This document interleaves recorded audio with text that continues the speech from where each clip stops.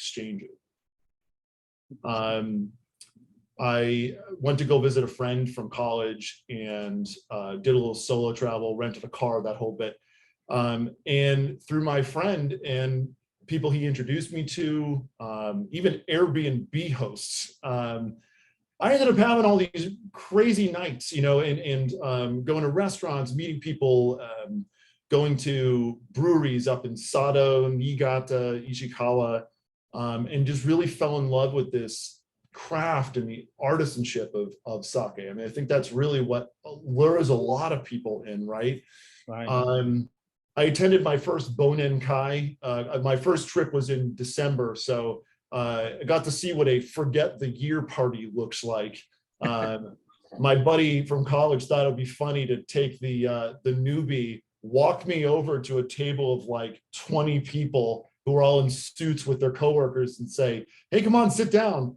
And they had a blast with me for a night. They got to, you know, poke fun and have a good time. And then, you know, alternatively to something that's just all about madness, there was an opportunity, another friend I met over there down in Hiroshima. You know, she invited me out to go like where she lives, like just outside the city. And it's like a little neighborhood community center. And, you know, her uncle and a lot of her friends and family are there. It was one of those soba noodle nights, you know, where like they have like the long running water down a tube and soba noodles go down, you grab them off. Oh yeah, those are cool. Oh, it's just so interesting. And, you know, we're sitting on tatami mats and her uncle's pouring me, you know, sake, and we're barely able to exchange language. But there was so much that was just understood from the event. And I think basically what sake started to mean to me was, you know, it was always present when people were gathering. It was always poured freely. Like no one even cared who I was. It was just, you're here, grab a glass, or someone will give you a glass. You know, they'll give you their glass, right? There was no concern for cost or anything. It was just like, let's drink together. And I think one of the other things that really resonates with me is that there's so much around it that's very centered around nature, you know, the names of things. Ishikawa, you know, like Rock River, you know, there's all these things that are very natural and around elements.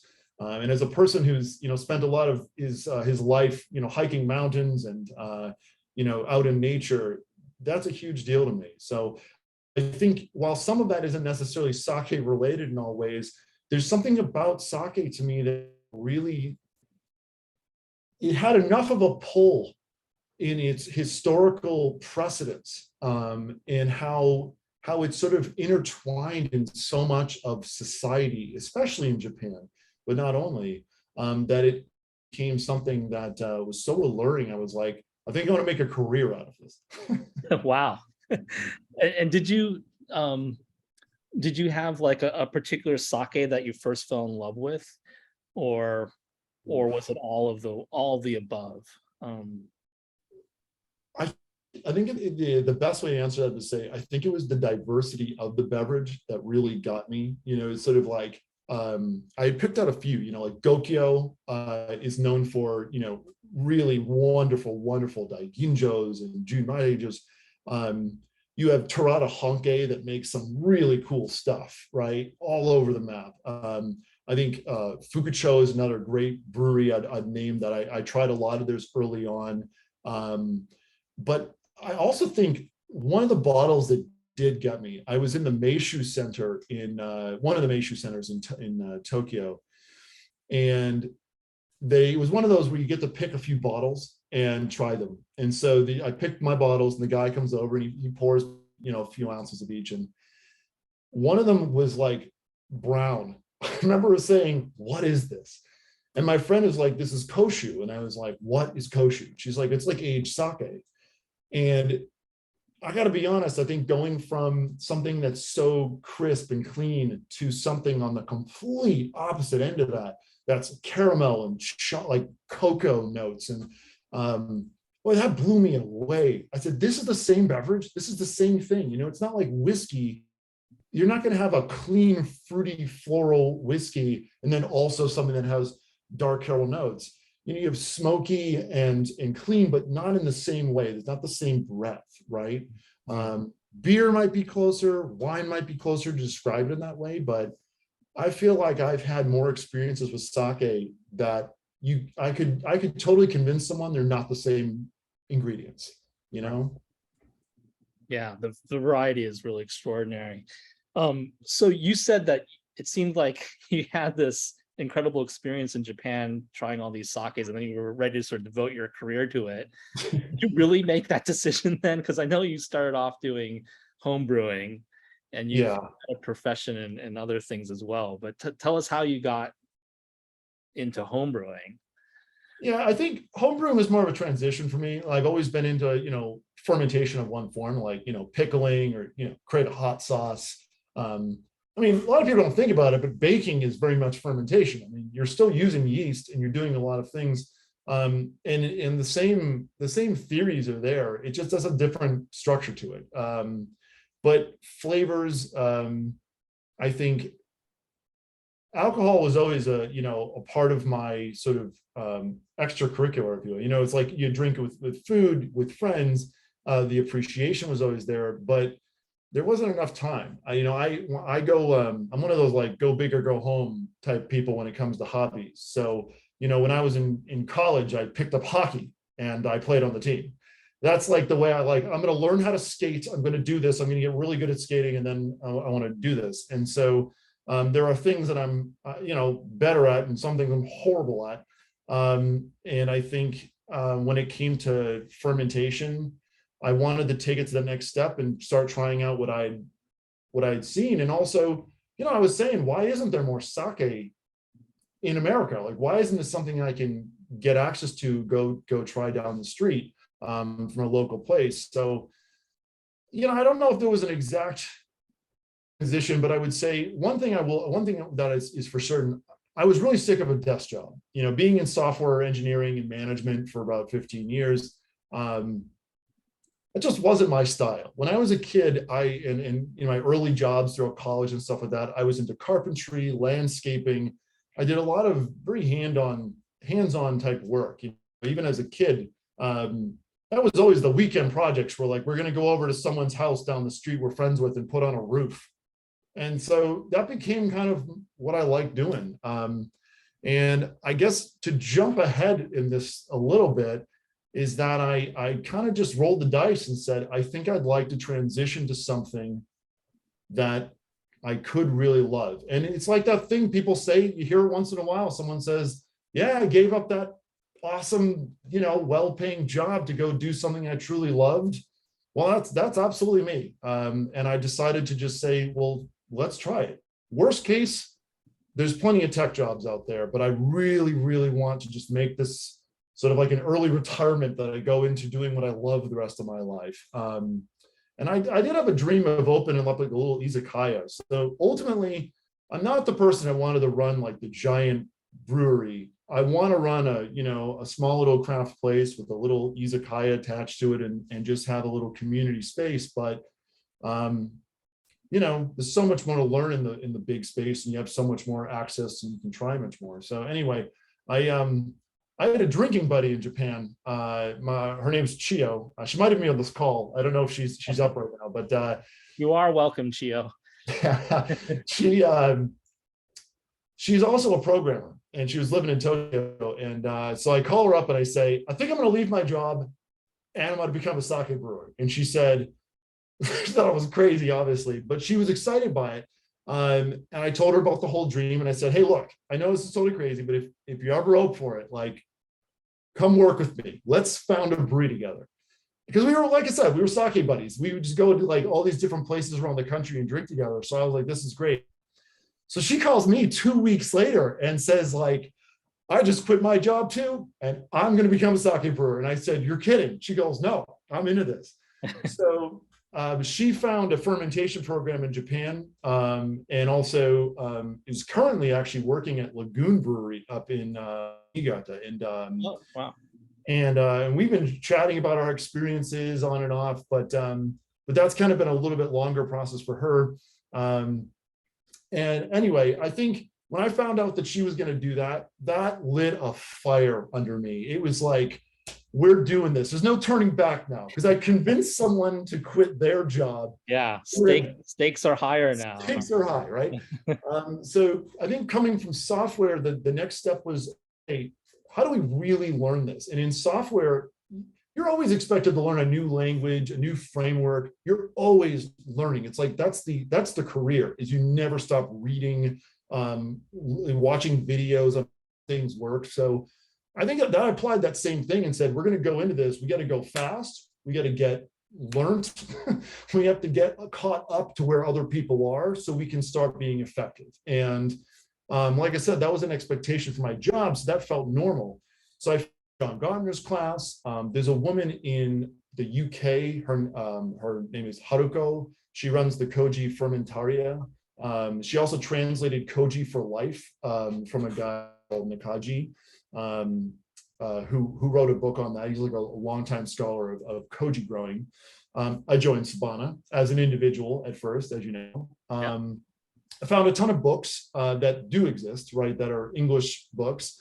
And I started brewing pretty much immediately. Like whatever resources, went to the Korean supermarket down the street, got rice. Let's see what happens. Produced a lot of terrible tasting stuff right off the bat. But you know, it didn't come up without challenges. I mean, there's a lot of challenges that right off the bat, any home brewer immediately sees. First of all, sake brewing is so overwhelming. There's a language barrier that is impossible. I mean, I had been studying at this point Japanese for about 7 years. And on my own, you know, I took classes and stuff like that, but only, you know, post like adult education stuff. And, you know, you Duolingo, but nothing prepares you for Hakko or other, other Japanese terms that are describing pieces of the process. Like I was telling today in a brewery tour, like, you know, part of the process of koji making is hikikome, which means literally to bring in rice into the koji mura, right? But it's kind of hard to like have English versions of that, because the word bring in rice doesn't really, it's hard to say like a quick phrase like that in English. So there's that language barrier. And you have a lack of examples. You know, you might have like some example in one of the books, like the Nihon Shu book, or one of the ones from the Japanese Society, right? Or the Brewing Society, where it will describe like a Hanjozo. Well, we can't even make Hanjozo legally in America. So that's out this question, right? And you're not going to start your first project by adding brewer's alcohol, right? So you're just like, give me a simple example. So you look at another one, and it's like, here in this example, we use 38% semi-buai rice. And you're like, I can't even get that. So there's those challenges, right?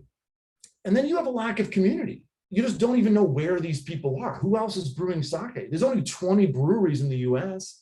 Where is everyone else? And so I think you end up with a lot of missing pieces. You know, you don't know why is ginjo a long ferment?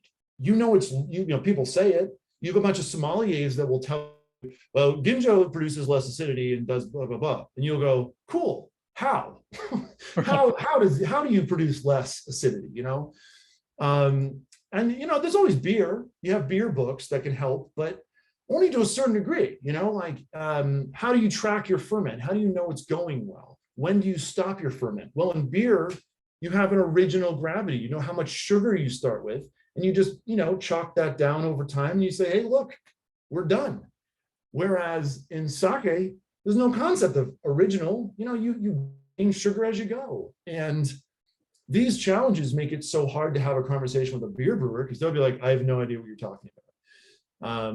So the answer to this, I think ultimately, was find humans, find people that have done this. And so I discovered the internet sake Discord, which obviously John Puma started, who runs the Sake Revolution. And there were already people on there right away discussing this stuff. In fact, I think I might have found that from William Auld, right? The guy that wrote, Release the Toji Within, Homebrew Sake. Right, I hope he's on tonight.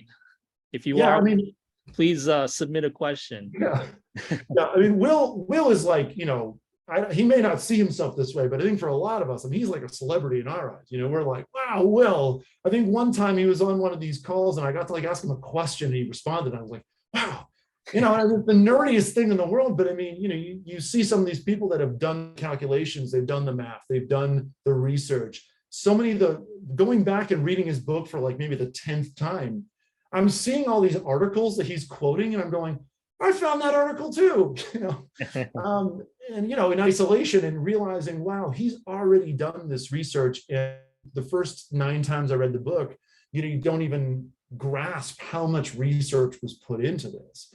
There's people that I think should be called out that are huge already in the space for homebrewers.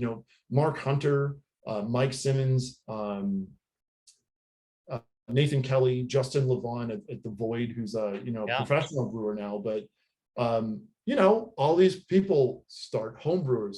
Some of them move on and become commercial brewers. So it sounds it's nice that there is that kind of community and it's there's a critical mass of folks that are in it and can provide some of the answers to these questions you have. And then there are these texts, Japanese texts that have sometimes dead ends in them. But I'd imagine that there was a lot of trial and error in your process. And can you tell us about sort of some of those kind of challenges? What were those like? What were the big mess ups as you what were the big mistakes that you made as a home brewer and then some of the successes? What were the home runs?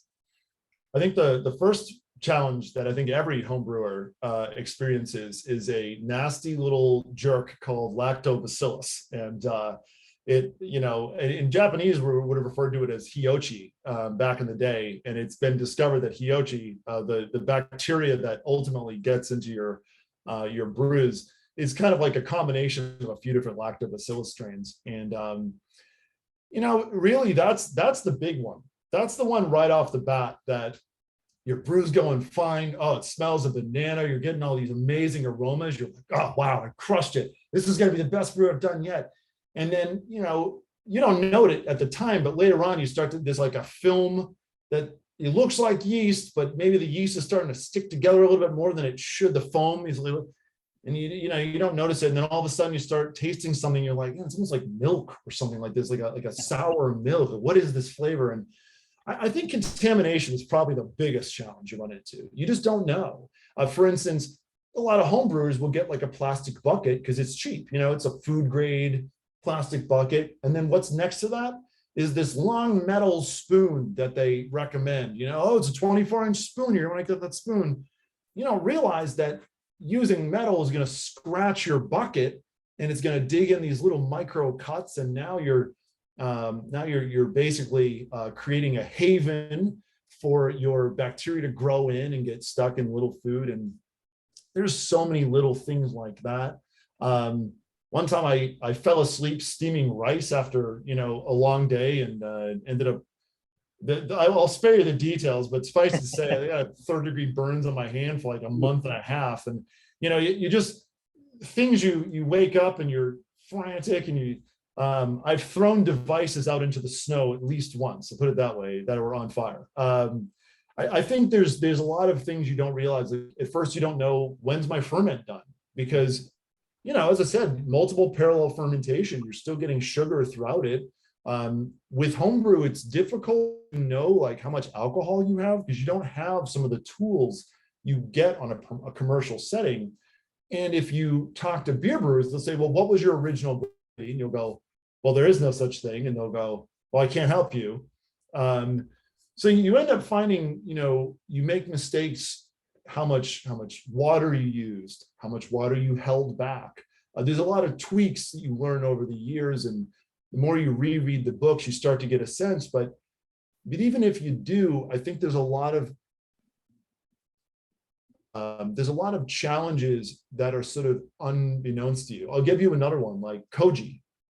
Koji is like, well, first of all, ichi koji, they, as the saying goes, like, it is really all about the first most important thing is your koji. And I was living in Colorado, up at around 6,000 feet, and dry air, and I could not figure out why my rice, my koji, was just always bone dry. I mean, I could not grow into my grain. I couldn't produce good koji. I couldn't figure out.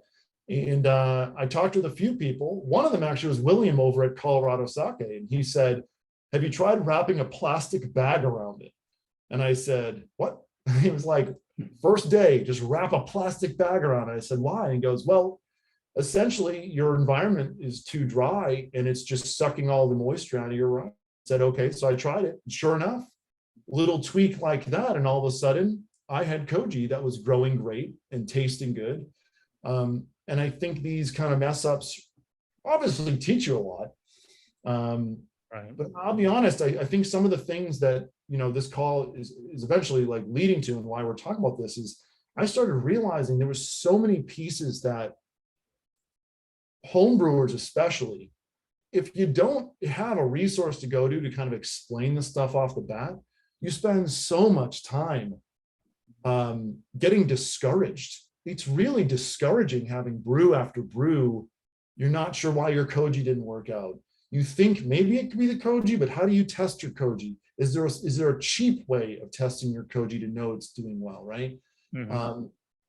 So those ended up being a lot of the things right off the bat. Pressing, how do you press your sake at a homebrew level? Like, do you do the, fukurozori, kind of like, do you hang it as a bag and not realize that because you're exposing your sake to air overnight, that whole time you're oxidizing it, so it's going to have all these off flavors, and it tasted great in the sample and now it tastes weird and like cardboard. And yeah, I could go on and on about failures. You're gonna have to stop it. Well, that's the mark of a seasoned brewer for sure. I'm actually gonna we're getting some good questions in now, so if you don't mind, maybe turn to some of them, because they're technique related. And Oh, William All's great. Will Ald is actually he's testing me. That's all he's going for. He's responding to the call. So yeah, one of his questions is how can you formulate a recipe to match your favorite sake style, I guess. Ooh, that's a good question. Do you have to start with that question? I think for me right now, I think I'm at a point right now where for me, it would be first identifying, is it, some of the things you can just learn from the bottle, right? You'd look at, what does the rice say?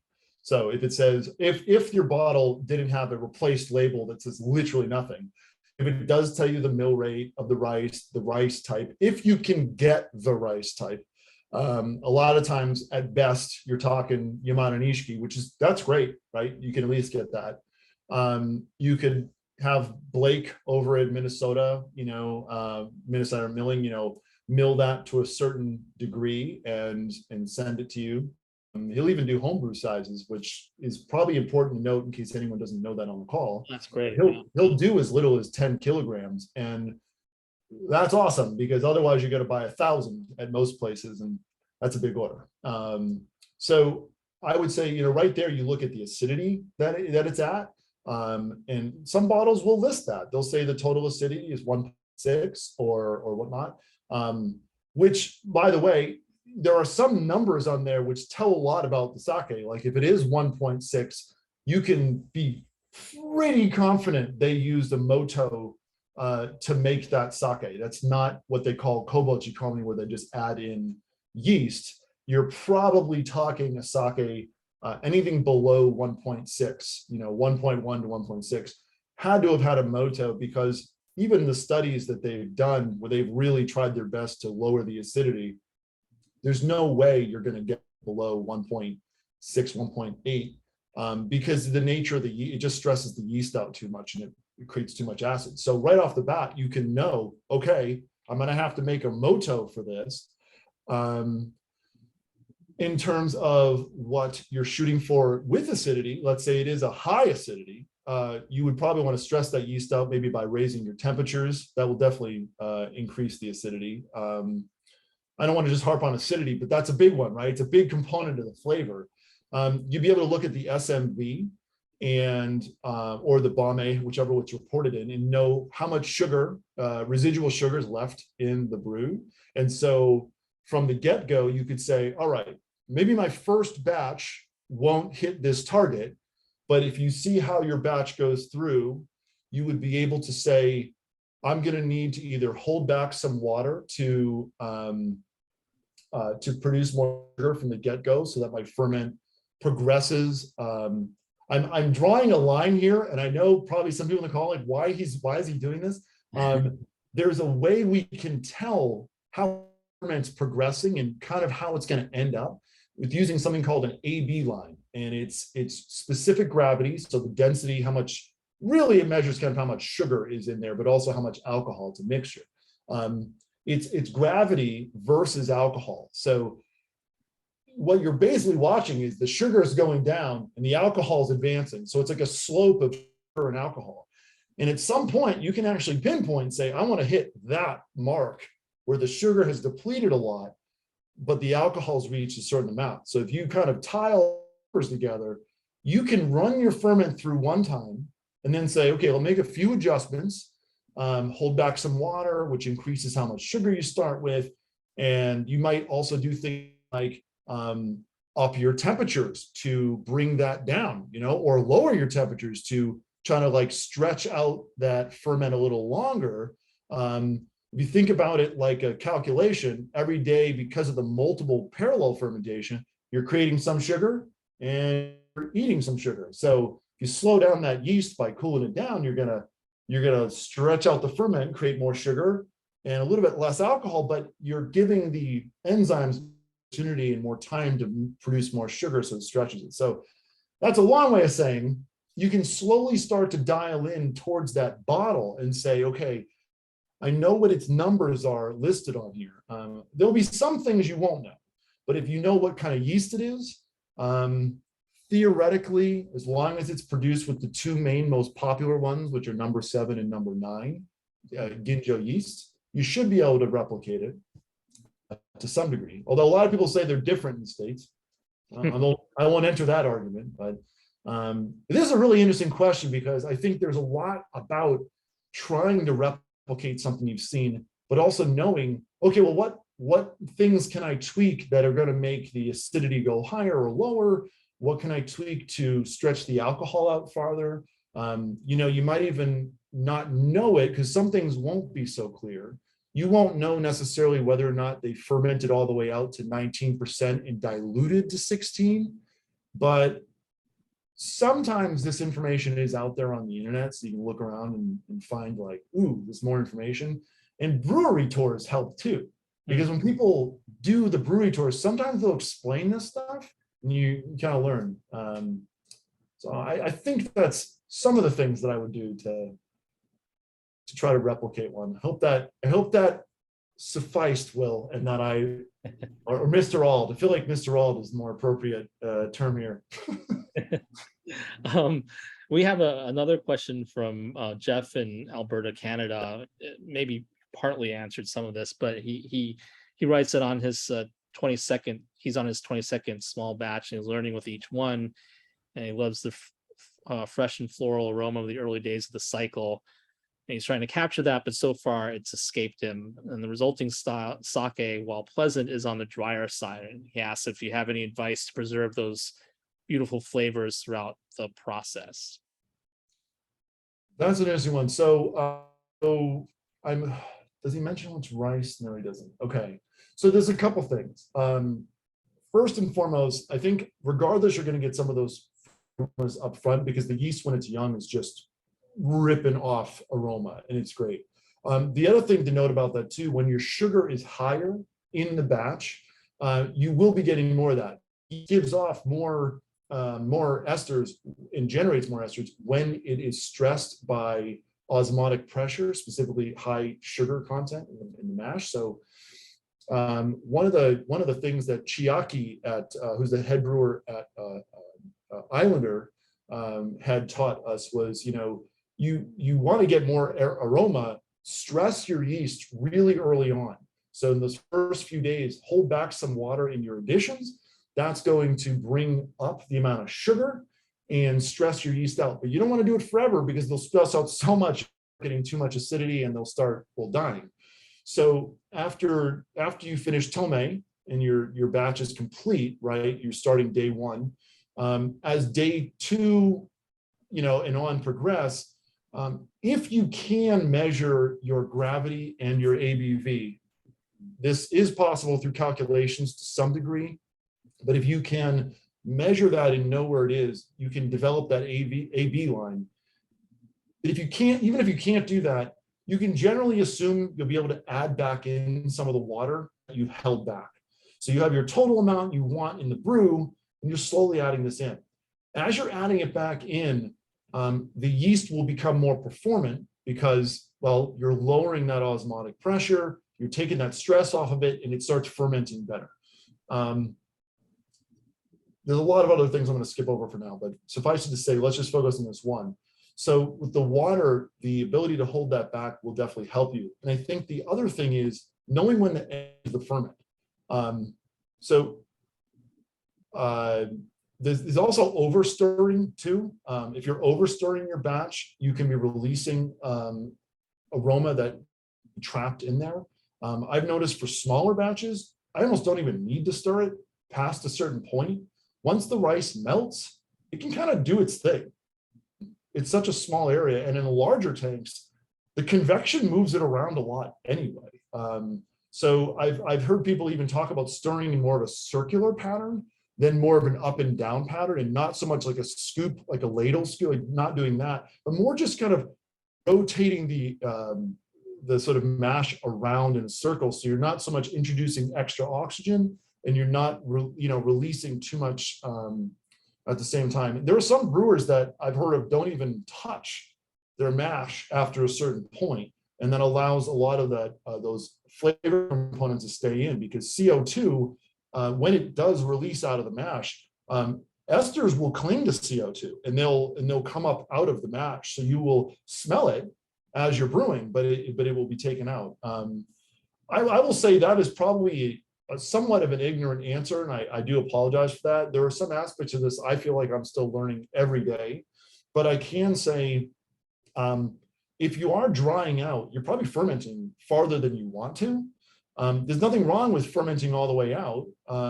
You also can then do a couple other things. You can do your yodon, right? Create like an amazake, and then add in some sugar so it's not so dry. And then you could also do a water addition to kind of lessen the alcohol. But yeah, there's so many things here. And do connect with me on that. I'd love to continue this conversation with you offline. Thanks, Lucas. And maybe we'll switch gears a little bit.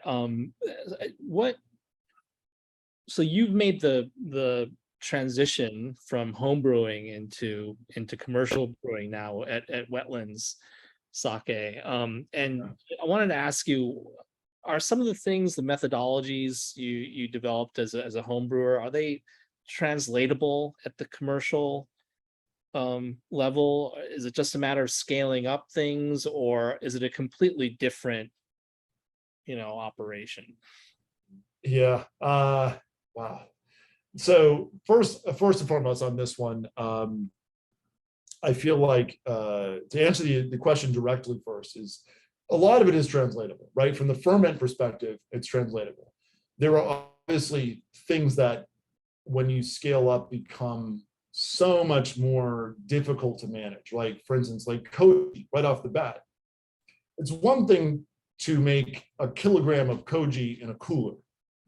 It is an entirely different thing to make 110 kilograms of koji on a table, or people use boxes or they use the trays.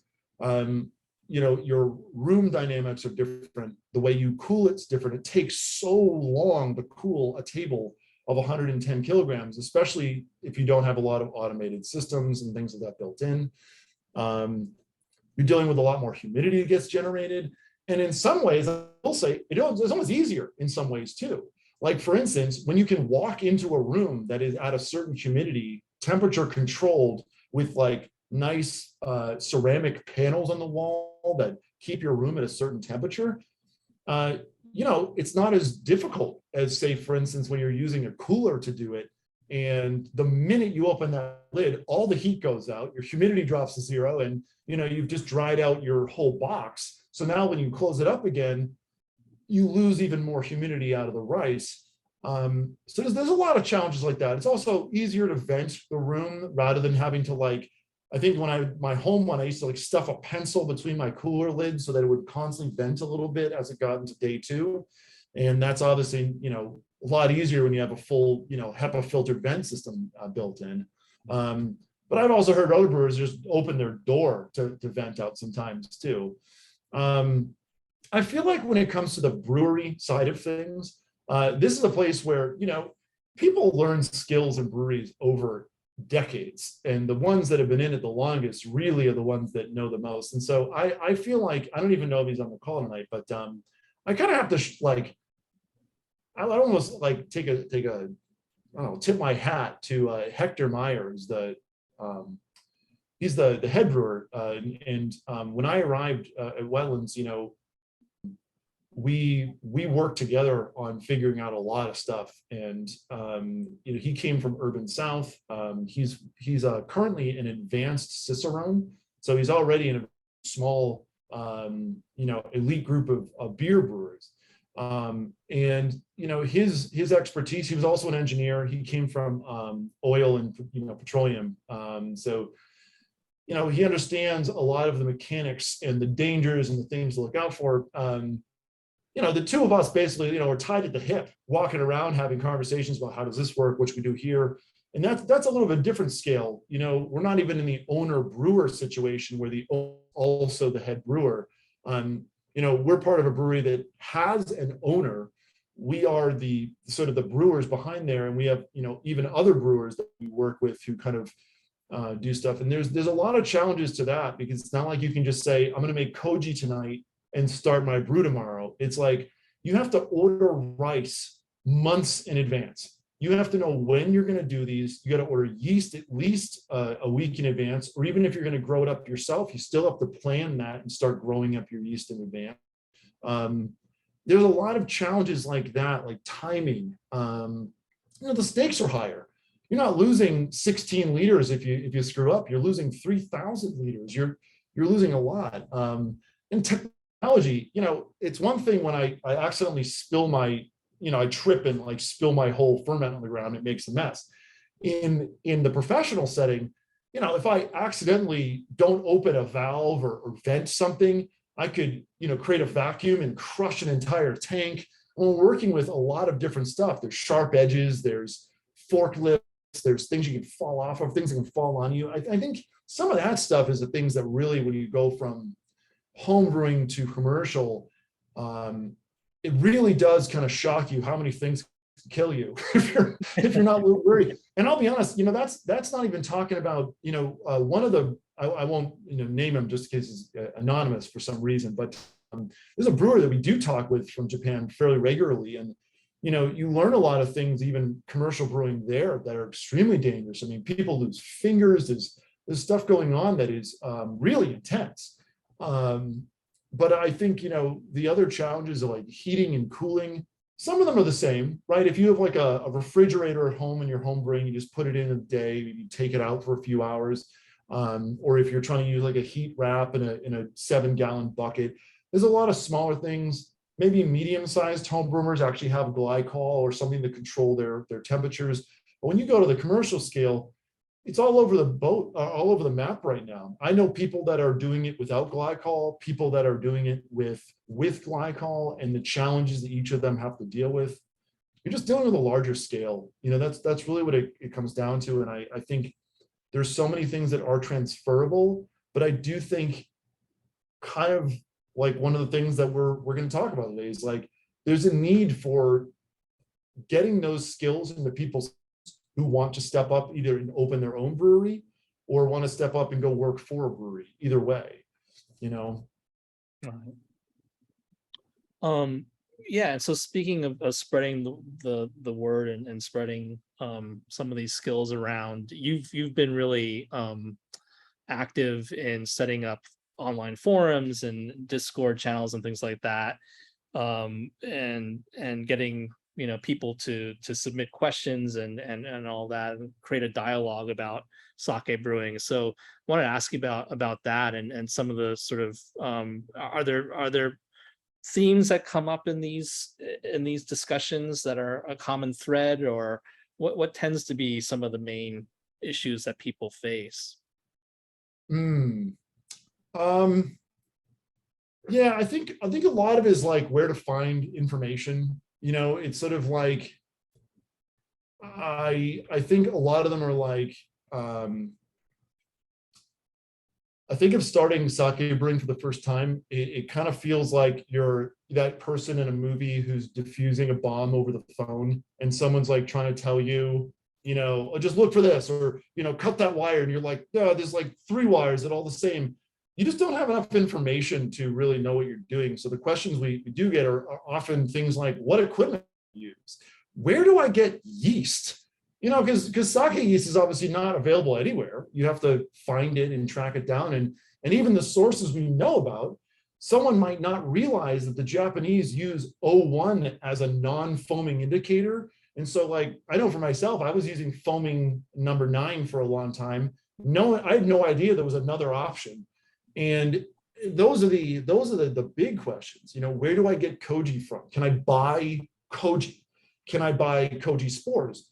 I think like probably the first question, almost, maybe not the first, but maybe like the second or third question you get after they've done their first batch, and now they're like, hey, I want to make koji. Where do I get koji spores? And you say, a lot of people find this place called not gem cultures, Vision in Australia. And almost every single person has experience. Some people have had good results.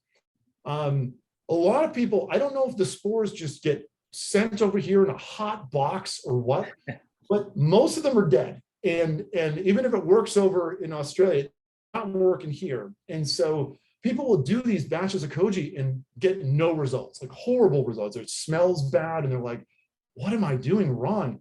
And it's like, no, you're probably fine. You're just using like a raw resource. It's not good. But those questions, if you don't have someone to ask that to, you would absolutely lose your mind reusing that over and over again, going, it says it's for sake. Why is it not working? What am I doing wrong? Questions like, how do I test my ferment? I think the first one I mentioned before is people say, how do I calculate original gravity? And you go, well, okay, first things first, that's not a thing in sake. And that's for a beer brewer or even someone coming from commercial setting. That's a rude awakening of like, wait a minute, you mean I can't just calculate the original go? And you go, no. There's all these other things you have to do. And so there are some challenges there that we get people coming in and asking those. And I think, the atmosphere we've created on there, the very casual sense of just, I think Justin Levant actually was, I'll call him out specifically. I mean, he had just started his brewery. They just opened. I don't even know if they're open to the public yet, but he was like, I'm still working at this beer brewery, and I'm also doing this other job, getting the sake brewery up and running. And, he was being so honest about, I'm having this issue right now. This is going wrong for me. And I think just seeing someone who's in a commercial space have that issue and also be able to describe it out loud, man, it really opened up the dialogue to say, okay, I, home brewer, no longer have the fear of saying, okay, well, here's my challenge. And right away, I'd ask questions that, looking back, I was scrolling back through the questions I'd asked, like, over a year ago, and the questions the answers people were giving me, I now think, I can't believe I didn't figure that out on my own. But when you don't know let's say, when you don't know how big the box is, it's like a, big black box. You don't know, up from down. You don't even know where you are in orientation. So it is difficult to even know, like, is it all right if I put my temperature to 20 degrees Celsius, or do I have to keep it at 10? Is it okay if I go lower than that? When you don't even know the skills you're working on, you don't even know the right questions to ask. So I think people like Justin and, like I've mentioned, some of the other people on there really did a great service in starting that dialogue with humility. You know what I mean? And I think we've done a pretty good job maintaining that. It's great. And speaking of Justin, he posted a question: what strength training exercises do you recommend for pro sake brewers? Okay, this is actually a really funny one. So I'm going to visually show you. There's this right here. We can do this really easily, but it turns out there's a different muscle group you use when you turn your arms like this and try to lift. One of them is like this muscle, and one of them is like your lats. And if you want to lift bags of rice, it's this. And if you want to do anything else useful, it's this. So I would recommend doing a lot of these sort of like, lifts in front of you. It's like shopping, bags. Be that dad that tries to carry every bag in from the car at once. That's a good exercise. That will teach you a lot. No, I do think there's a lot of like bending over a like dunnage rack or something like that to cool rice. So you're spending a lot of time with your lower back. It's an insane amount of stress. If there's another training exercise, it would be learn to not kill yourself in a dangerous environment on very little sleep, or changing sleep structures. When you're up late at night and then you're up all night, doing koji, and you're waking up every couple hours, and then the next morning you're expected to have to think clearly and not screw things up. But I don't know. There's a lot of funny things about that. The other thing too is those devices you kind of squeeze that strengthen your like dexterity of your hand. Yeah. Well, when you're breaking up, hundreds of kilograms of rice and cooling it down and trying to like break up the kernels, man, you get like carpal tunnel over a while. You know what I mean? And if you don't know what I mean, you're always welcome to come and do it with us sometime. We'll always take an extra set of hands. That's great. Let's look at some other questions. So Brandon from Brooklyn Kuda asks, what adaptations do you do to brew in New Orleans in the summer, which is a little warmer than Niigata, for instance? Oh, sorry, you broke up a little bit there, but I think I got the question. That's a good question. So some of the things don't change. We do keep our soak water, for instance, we usually keep at a constant temperature in a cold liquor tank, so that at least when we're soaking, it's the same. But our rice washing time changes for sure, because when we do use city water coming in for our wash. And I'll be honest with you, in the winter, that has gotten down to about 5 degrees Celsius. In the summer, it is 30 degrees Celsius. And that difference in temperature can make it like, you can absorb 30% in a minute. So not a minute, but close enough. I mean, it really can go fast. I try to spend a lot less time outside when we're except like rice deliveries and stuff in the summer. There actually are some things in New Orleans though that are very specific to us, or at least in some of the southern states. I mean, the northern probably goes through similar things as well. You need generators. I'll say that much, because when you have the power go out, you necessarily can't unless you have a very nice generator. Which is probably very expensive. It's not like you can just power an entire brewery with glycol and everything else and cold liquor tanks and storage tanks.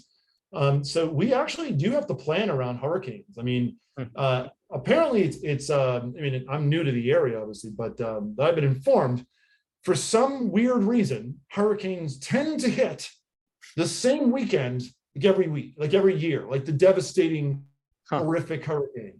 So we've been actually prepping for that and like figuring out, all right, whose fridge is the koji going to go into when things like need to be stored somewhere else. And yeah, it's kind of amazing. But those are some of the things we have been thinking about. I'm trying to think of like other things off the top of my head that we've had to make adjustments on, but we're definitely washing rice and definitely planning for the weather. I mean, it's everyone sees the climate change. It's happening and getting worse. So that's one of the big ones.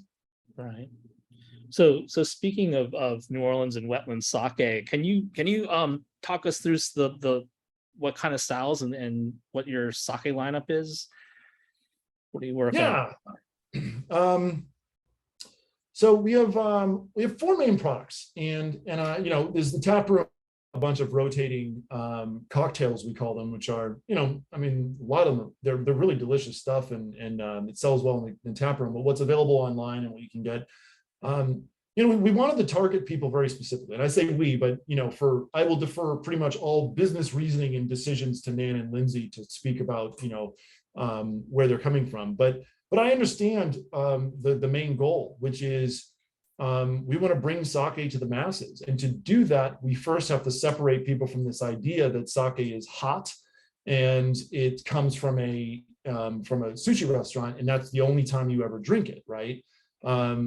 Or in some places, people serve sake bombs, and we're saying, nothing wrong with someone who wants to do that. But for us, we're trying to establish sake as something that is like a daily drink. You could have it with Italian food. You could have it with crawfish, which, by the way, nigori goes really good with crawfish. A few people have figured that out, and it's really great. Good tip. So we have a filtered sake, which is a junmai. We call it filtered because we're trying to eliminate some of the Japanese words that confuse people. So right off the bat, people come in, and they usually have an opinion. They'll say, I like that unfiltered, or they'll say, I like that filtered. And it's kind of interesting, there is a very specific, I want to say, like, experience a lot of people come in with, where they know kind of like a sense, but they're not that experienced with it yet, or haven't tried a lot of Japanese sake. And so this is the first time for many of them that they're having cold sake. I've even heard people actually say it out loud at restaurants. I've heard people walk in and say, can I have some cold sake? And I was like, wow, someone actually just asked for that down here in New Orleans. That's awesome, because I kind of feel like maybe we can take credit, like, a little bit. So the filtered junmai, we brew with a rice that we grow down here called piro, and it is a short grain rice. It's very fruity by its nature, so there's a lot of fruity notes in it. We use a basic ginjo yeast, so it's number 9. It produces a lot of great aromas on it. And the thing is, I don't think we go for much more description than telling people, crisp with a bright acidity. We want something to be drinkable, and that's the plan. So right off the bat, our products are intended to try to bring people in, which brings up the other two, the blood orange and the passion fruit sparkling, which, great for summer. It's a great drink. They're only about half of our, I think like around 7%, something like that, 6.5%. And a lot of people will come in and adamantly love one or the other, I like that one at all, but I love that one. And that seems to be how people react to them. But there's been a lot of great response to those cans. And I think what Nan and Lindsay put together is a great business plan, ultimately to get people to try sake, which I think for all of us is what we want, people to try this stuff out and then say, is anyone else making sake? Yes, there's actually a lot of other people trying this, go try theirs too. So are all of those canned, or are some in bottles? Or?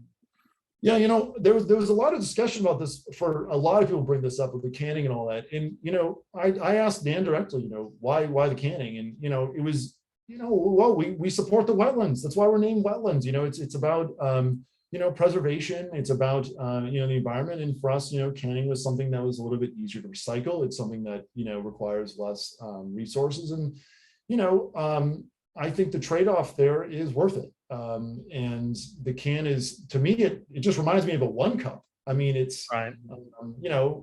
Is it, I'm totally blanking on the name, not Fukucho. I'm blanking on the actual can right now, but there's other one cups and cans, and I think it's a great way to take it with you. You don't have to worry about breaking it or dropping it, especially down in New Orleans where you can walk on the street with a can. I go for walks all the time, a nice sunset, and I got this can in my hand. I do not blink an eye at, will I drop this, or can I get rid of it somewhere? I can recycle it most places. So I think the can has been a really smart move. Yeah, I think it makes sake less intimidating in a way too, and more accessible for a lot of American consumers. Actually, Justin's asking, in a similar vein, what sake educational hurdles do you experience in the American South? Is it unique? Is it different from other regions, do you think? Justin's targeting me with this question. Yeah. I would say, at first I kind of cringed a little bit with everyone calling it sake down here. Is it sake? Give me that sake. But the reality is, the more research you actually do on pronunciation and whatnot, even the Japanese back in the 1980s, there's even before that, the 60s, there's pronunciation guides in their own articles that say, in America, sake, also known as sakai or saki, like it's shown that this is the way this is pronounced in America. I don't think that's a huge thing to really harp on, but it is like the first thing you notice is that sort of like Southern twang mixed with sake, and it upticks. Justin knows what I'm talking about. But I think, in all honesty, New Orleans is actually, a very, cosmopolitan city. I mean, invented the cocktail down here in the daiquiri. I mean, I think it was already primed for sake. It's ready for it. But in terms of, I don't know, I'm kind of amazed sometimes. People walk in the door all the time and say, do you have any daiginjos? And I'll be like, I'm sorry, what? It's shocking to hear it because I don't expect it. And maybe it is that we're just at that cusp where more and more people, like that interest level in sake has expanded throughout the country, and we're seeing more of it. But there is a tendency. I will say this. I've been at there's a place called Tsunami, which is a popular sushi place down here. Nice, and I've seen people sit at the bar there while we're doing promos or something like that, and they'll say, I want to order some sake, and can you get me that? And they'll bring up the menu. You have a sommelier there, knows what they're talking about, and they recommend a few things, and I'll take a little sample, and they'll say, oh no, that's not for me, and I'll send it back, and you'll kind of see them go through a few bottles of Japanese sake. And I think maybe the hurdle is what to look for and how to get into it. Because maybe going into a daiginjo for an American straight off the bat is not the right way to go, especially if they're used to a highly acidic Chardonnay, or if they're used, or Chardonnay might be a bad example, but like if they're looking for something that is brighter and drink it cold and in a very specific way, I think that could be where the hurdles really come in. So the way that we've kind of countered that is with the cocktail, and I think that other people have obviously done similar things around the country. That seems to be the way past that, where people will start with the blueberry lemon with glitter in it, and I mean, they crush kegs of that stuff all weekend. And I mean, tonight, I think we have something like 150 people in the tap room, for an event. And we had the prep for that. We literally like filled every one of our kegs because we know we're going to rip through 30 kegs in the next, probably over the weekend, from now until then. And people are getting the cocktail very well. I think what's a success story to me is when people come back and they say, hey, can I try that filter? I want to try your Junma. That's a success to me, because it means that they've gone from the cocktail that got them into it into the actual, I want to try sake. And you say, awesome, let's have you drink that. And now they're starting to adventure into the just loving the rice beverage for the rice beverage, not necessarily the cocktail. You know what I mean? Mm-hmm.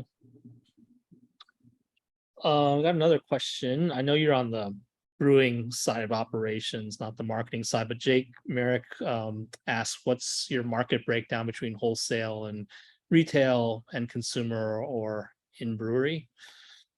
Yeah, probably have to redirect that one to Nan and Lindsay. We do have a director of marketing, Katrina Matthews, who would be happy to answer that question probably for you. And I think, yeah, I'm going to defer that to them. I want to, I Right. want to stay in my lane, so to speak. I'm worried about fermentation right now, but All right. And turning back to more technical questions, what tweaks to your process, Justin asks, are you most excited about? ooh, I think a lot of the stuff that we've been doing has been, so yeah, I guess this will be very personal to me. So coming from a software background, the things that I've been trying to really do over time was take, most breweries have these brew sheets, right? You write down all this information, and that's great. You look back in your notebook and you can compare and contrast, but if you think about it, it's really difficult to compare and contrast a whole bunch of fermentation numbers and differences and temperature ranges and all these things at once. So I've been using the programming skills that I acquired over my career in software and building out all kinds of things to quickly calculate, do Koji comparisons. So I built a tool that allows us to basically put graphs up against each other and look at temperature profiles from one to another, humidity profiles from one to the other. We can look at starting weight, final weight, to get a sense of how do we grow this Koji last time, compare a few different versions and figure out how we're progressing. That allows us to change our process. I think the use of I built an AB line from our ferment. So all of our fermentation data goes right into a digital format. Pretty much the second we take the values, they go right in. And then from there, I wrote some software to basically take those values, transform them essentially into graphs that allow us to look at where's that ferment going, and compare against historical data, many historical ferments. So we can look at 10 different ferments at once. We're doing things as well, which is like just going for pure, let's call it like empirical, empirical data. I think I'm getting that right. For some reason, I'm like, no, we're basically just looking for like taste differences, right? You want to do like comparisons without necessarily looking at your actual data, but just saying, can we run 10 quick ferments next to each other? And so, going back to the homebrew style, putting a bunch of like 7-gallon buckets out, doing various combinations of things, getting data back from that's just mostly based on flavor and tasting it and saying, how did each of these come out? What do I want to try in a larger tank? What do I want to try in this? I think there are a lot of things about, learning what happens when you steam rice a little bit more. Some of these things are not things you can pull out of a textbook and just get. You have to experiment with it. You have to keep trying to learn,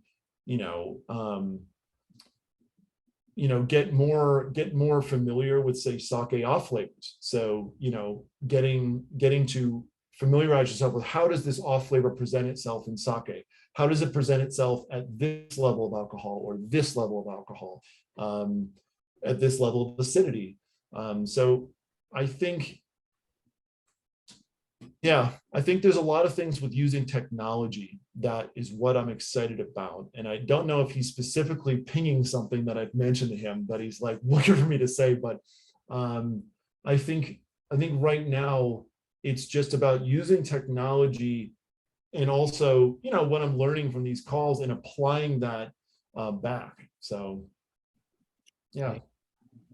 We're pretty much out of time, but I wanted to ask you, because the last time I saw you live, not tonight, but online, but live, you were tearing up the dance floor, silent disco in Asheville, North Carolina, at our American Craft Sake Festival, and I wanted to ask you, what you think of that, of that experience of the festival, and do you have any kind of takeaways from that experience that you might want to share with our viewers? Well, first of all, that's the first time I've ever danced, so we'll just leave it at that. Wow. It might be the last. That was First time. impressive. Alcohol helps with these things. I've learned. That's what I learned. Alcohol helps social situations. Oh yeah.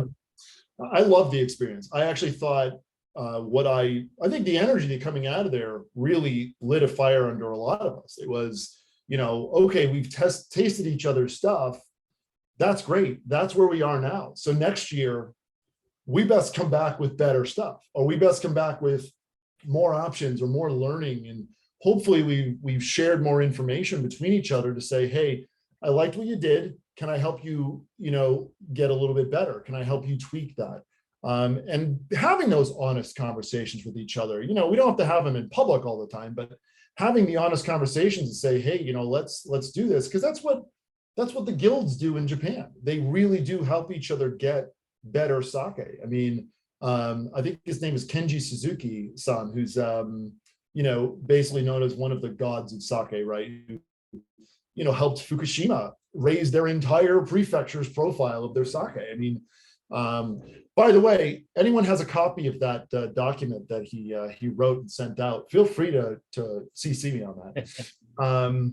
But I think bringing the community together really strengthened our trust in each other. And so that was the other thing, can I trust you? It was weird just seeing people in person, but I would definitely say only weird because most of us had only talked for a year and a half during COVID online. So we had these like really deep internet personality relationships to each other. And being in person really helped to solidify, okay, we're in this together. Let's do this. So I think I was genuinely impressed with what everyone brought to the table. I really was. And some people were brand new at it. I think one of the people I called out was River City Sake. Travis had sent one of the other people from Against the Grain. Yeah.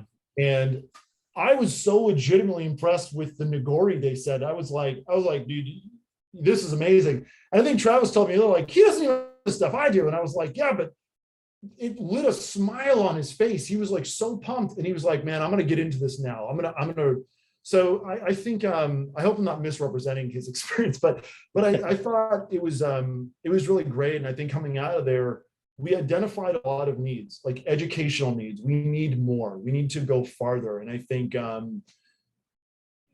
had always been thinking some of these projects up anyway, but after talking with you and Bernie and Andrew and then lots of the other brewers, we started saying, and Chiaki too, who I think was sort of like one of the stars of the show coming out of Islander. I mean, that was, I felt like, how do I not know this person, first of all, already? Well, like, how have I not read everything she's ever written on this topic? But more importantly, seeing, her resolve to say, I want to help. I want to bring what I know as a teacher of Toji. How do I bring my knowledge to the table? And I hear rumors of other educational programs around the country that are spawning up. But I think what we want to do right now, coming out of this high energy activity, is say, all right, let's narrow in on some projects. Like, let's build out that website that I've been working on for a while to try to aggregate information. Okay, let's bring that into the fold of the general Sake Brewers Association of North America, and let's get more people involved. That's like my takeaway from hopefully even this call, is to ask people, please reach out if you want to help organize the information, if you're good at just narrowing down topics. I'm not a writer. I'm a brewer now, and so I'll help to isolate the information, try to get it in, but sometimes summarizing and creating a somewhat of a book out of things, an organization out of it is a little bit more difficult. But I think deep down, we want to start evolving training resources.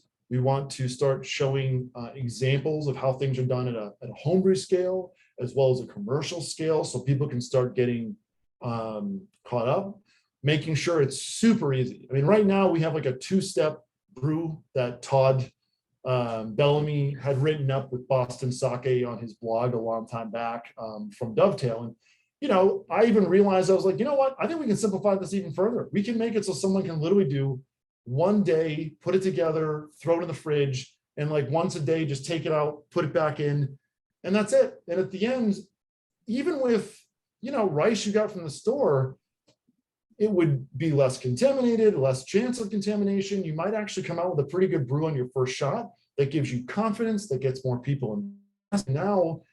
Now they're willing to, go through the process of learning the Sandan Jikomi, learning how to make a moto, learning how to make koji, because starting out at that level is just so overwhelming. You don't even know, can I cut out a moto? Do I have to do a moto? So I think the big takeaway is, let's find a way to get more and more people into this and build that momentum that the craft beer, the craft whiskey, the spirits, really found for their particular, industries. And I think Justin Levon mentions all the time the meat industry and how they did the same thing, the meat association. So I think there's a lot of parallels to other fermentation, and I think we'd like to continue that. So I am going to be working with, obviously with Sabana and Andrew and other people to kind of start building out tools and resources that some of them we already have, but to continue growing that. And anyone that wants to get involved, please reach out. I'm assuming I'm not too hard to get a hold of. I'm not Wetlands. Well, it's all very exciting, and we're definitely here to support all of that, and definitely want to partner with you in making sure we really implement a lot of those ideas. So just to encourage all of our viewers to follow us online at www.sakeassociation.org, and then our Instagram and Facebook platforms as well. But why don't we end on that really positive note, Lucas? And I think you have a bit of your own sake to do a kampai with. Oh yeah. Sure. Yeah, I thought I'd choose the or Nigori, which, hold on, wait. I'm gonna, this Dawn's blur filter. There we hold go. on. I put it in front of my face, it knows what's going on. So this is our unfiltered Nigori. This has been getting a lot of great reception from both distributors as well as just customers coming in. It has nice creaminess to it. It's super easy to drink. Dangerous, I might even say dangerous to drink. Just goes down so well. So I'll be sipping from this, and if anyone else has a beverage. Well, do you want to kampai this or my kampai this? You can kampai. Oh, excellent. Well, kampai shimashou. Kampai shimashou. Well, great. Thank you so much, Lucas. This has been a lot of fun. And again, everyone, this session is being recorded and we'll get this up on our website soon. So want to thank everyone for tuning in tonight, and look forward to meeting up again soon. All right. Thank you. Thank you.